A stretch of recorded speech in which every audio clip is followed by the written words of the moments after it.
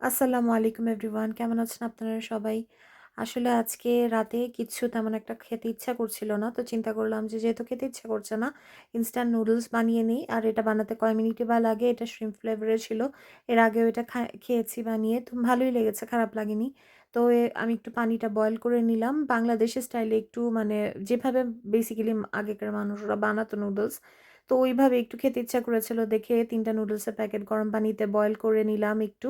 লবণ দিয়ে একটু তেল দিলে ভালো হয়, বাট আমি কেন জানি আজকে দেইনি, ভুলে গিয়েছিলাম। তো এটা একটু বয়েল হয়ে গেল। বয়েল হওয়ার পরে তারপরে এটাকে আমি স্ট্রেইনারে ছেঁকে নিব, যাতে পানিগুলা পড়ে যায়। আর কিছু ভেজিটেবলস কাট করেছিলাম, যাতে একটু ভেজিটেবল দিয়ে খেলেও ভালো লাগে।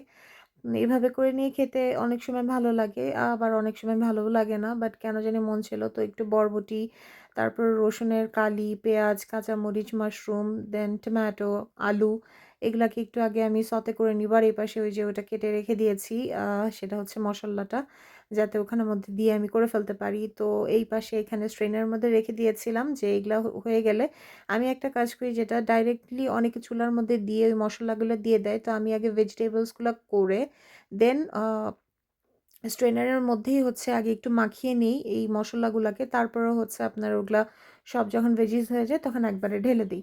তো এই প্রসেসটা অনেকেই করে, অনেকে করে না। একটু ডিম দিয়ে নিয়েছিলাম, স্ক্রাম্বলড এগ করে নিয়েছিলাম, বাস।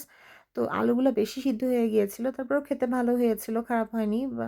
তো বাস আমি ঢেলে দিলাম আর হয়ে গেল আমার নুডলস। এভাবে করে নিয়ে রাতে যদি না খেতে ইচ্ছা করে কিছু, এভাবে ইনস্ট্যান্ট কিছু বানিয়ে খেলে ভালোই লাগে, খারাপ লাগে না। তো আজকে ভিডিওটা এতটুকুই। আপনারা সবাই ভালো থাকবেন, সুস্থ থাকবেন। আর এরকম ছোটখাটো ভিডিও যেটা আমি আপনাদের সাথে শেয়ার করছি, আশা করি আপনাদের ভালো লাগবে। তো আল্লাহ হাফেজ, আসসালামু আলাইকুম।